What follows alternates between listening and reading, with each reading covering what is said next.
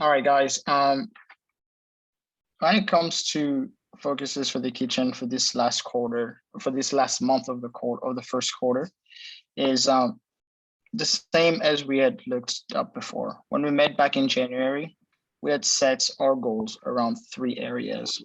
The first area was around preparedness. The second one was around food costs. The third one was around cleanliness. And as we're going into this last month of the quarter, we're going to look at these 3 areas with different lenses as we're going into some of the busiest time of the year. Now, March is one of the busiest months of the year, and next week will be one of the busiest weeks ever. So what does preparedness look like for us as we're going into this season? The very first thing is going to be just taking care of yourself. I know a lot of you guys have agreed to working more hours than ever before. And so it is important to me that I insist on the importance of getting a lot of sleep at night, eating your breakfast before you come in, staying hydrated. Next week, we'll have some snacks, we'll have some drinks for you guys to enjoy. So please don't be afraid to ask your leaders to take 2 minutes to go back there, eat a quick snack, and then get back at it. The second thing is going to be having an all hands on deck mentality. And this will be for the peak periods. At peak periods, we'll have a lot of people. And it is important that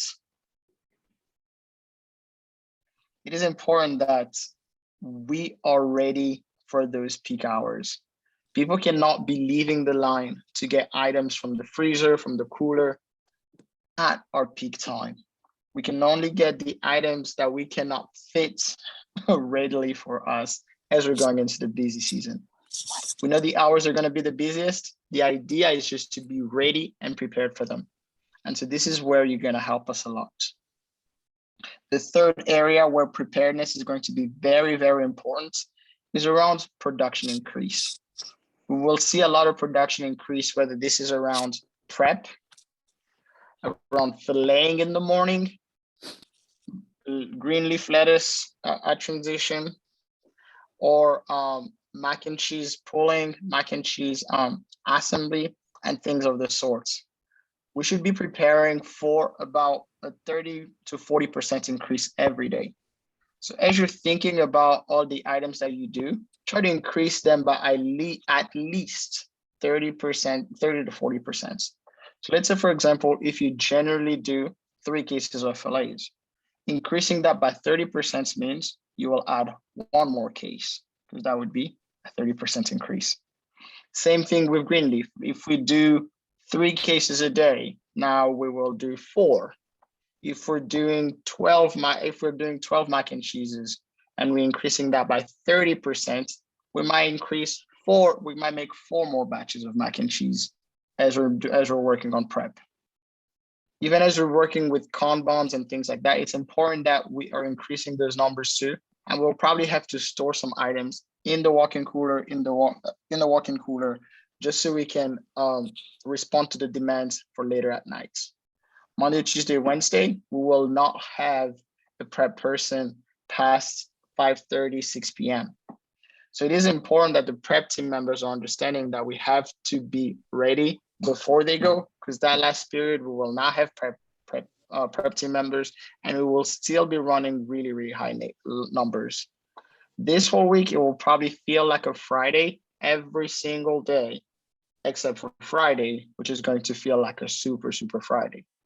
So it is important that as team members, or as we're asking our leaders, hey, am I good to go? We're making sure that we're doing our end of shift tasks. Before you even check with Myra, before you check with Abby, before you check with Vero, Christian, if you're good to go, please make sure you're doing your end of shift task. Make sure the area where you're working is ready for the next person. Not only is this kind, but it is the same thing that they do for you in the morning.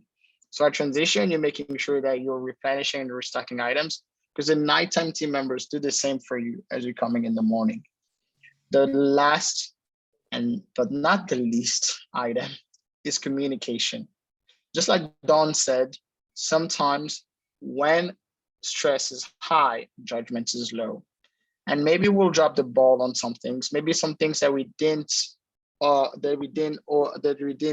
see coming will happen.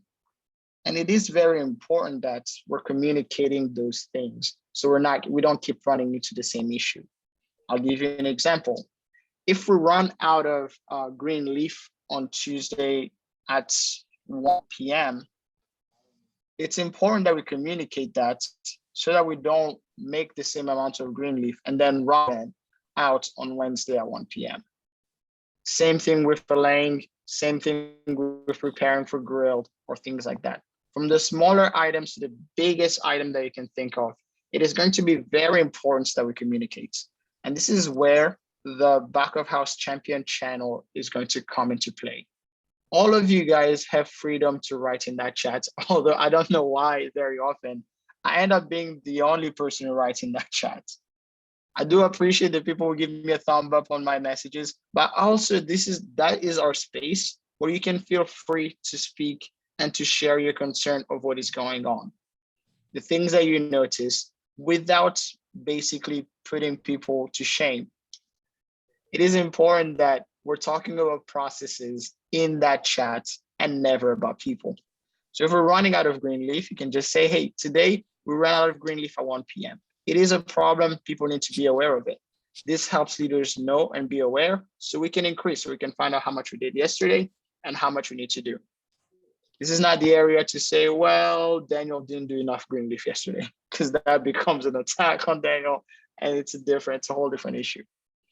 But I do invite you guys to please try to lean into that. If you see something, like if an area wasn't clean to the standards that we expect from us and we expect from others, feel free to take a picture of it and put it in the chat. Just say, hey, this area wasn't cleaned yesterday. Guys, let's make sure we clean it. I'm not accusing anybody, I'm not pointing any fingers, but I'm simply making our team and my teammates aware of a problem that I saw that I believe we should focus on, that we should be aware of. The second area we decided to focus on at the beginning of this quarter was around food costs. Now we're going to switch up our approach when it comes to food costs a little bit than we've been doing it before by introducing a monthly food cost focus. The monthly food cost focus is going to be 3 areas or 3 food items that we'll focus on. And these 3 food items will be the ones where we've seen the biggest gaps over the past 3 months. So over the past 3 months, we have seen our biggest gaps in these 3 areas, which are going to be our March food cost focus. The first one was around breakfast. The second one was around mac and cheese, and the third one is fries. So these are the 3 areas where over the past 3 months, we have the most amount of food unaccounted for. How are we going to help pushing the needle for breakfast? The first thing we're going to try to do is controlling the end of breakfast waste. This is the amount of food that we generally throw away at the end of breakfast. This is generally the food that we'll make between 10 a.m. and 10:30.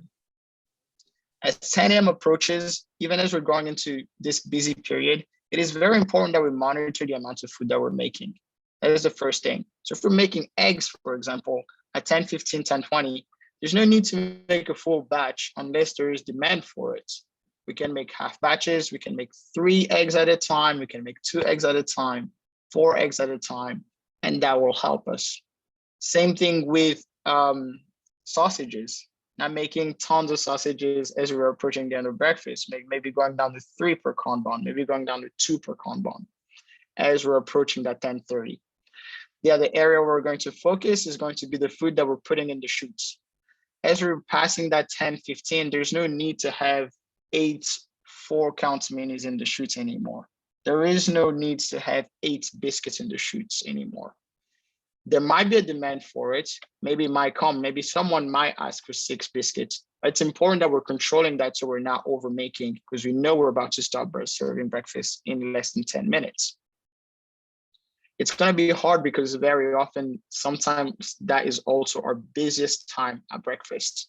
So it's important that we stay vigilant and that the leaders are staying focused and we are all staying focused on the ball.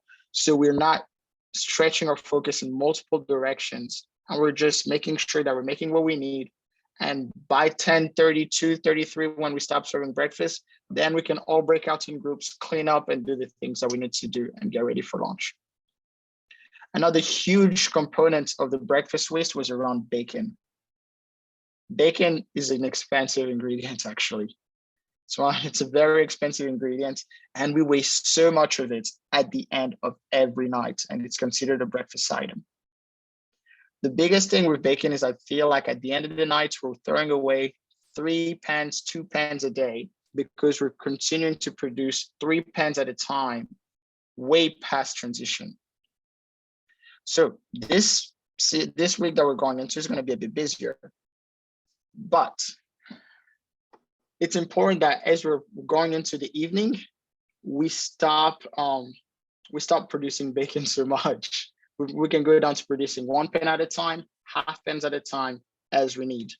In case we get really busy or in a tight corner, we can make bacon on the grill, and this helps with saving time around making bacon. So let's say if we lost focus and we ran out of bacon, and all of a sudden we can utilize the grill to cook bacon and hugely decrease the time it takes to make it. Around mac and cheese, the 2 areas we're going to focus on is portioning accurately, and then the end of day waste on mac and cheese.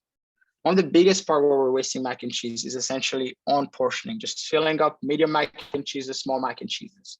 We serve so many of them, and every small increase we do over a period of over 4 months has accounted to over cases of mac and cheese that we are either throwing away or just serving extra in the bowls. So a little exercise we'll be doing, we'll be pulling out the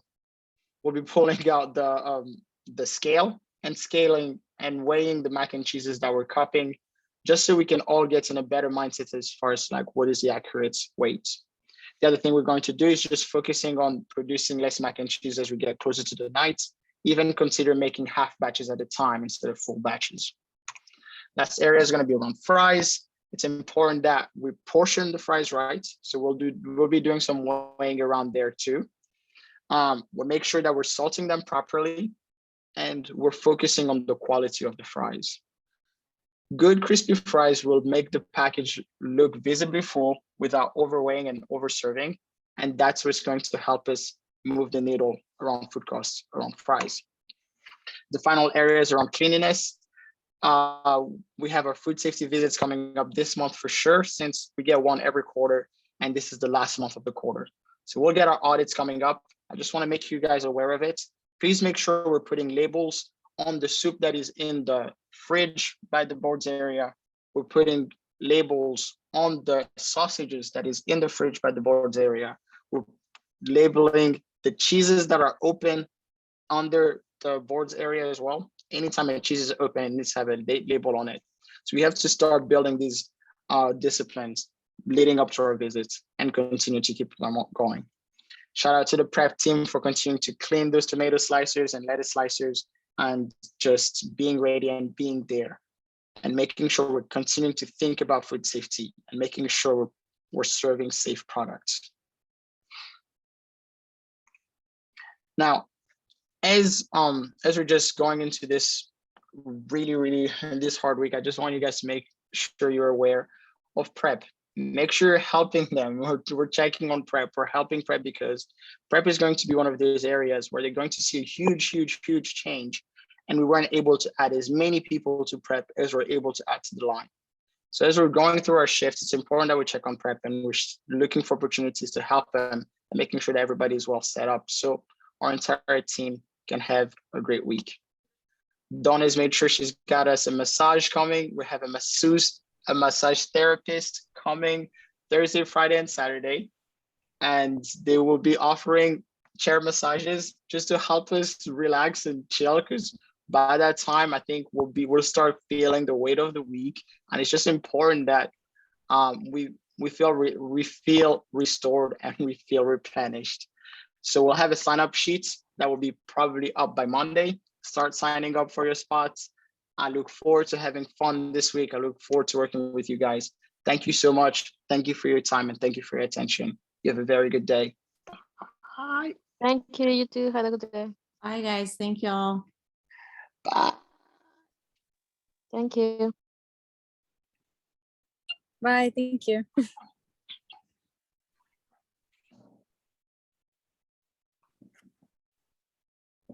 Bye, Shirley. Wait, is that Shirley?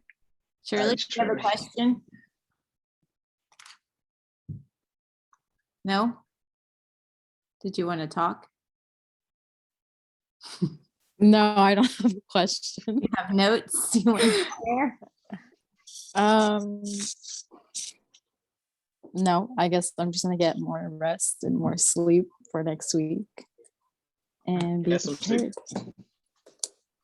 Don't go to bed yet. Oh, I'm not. Are you? You did. Did you already take a nap? Yeah, I I've literally already taken- forgot. I did. I forgot about it and I was like, oh my gosh, the Zoom call. Oh, no. Oh, no. Well, thanks for remembering and joining us. That was great. Yes. Thanks, guys. Myra, are you Thank there? you.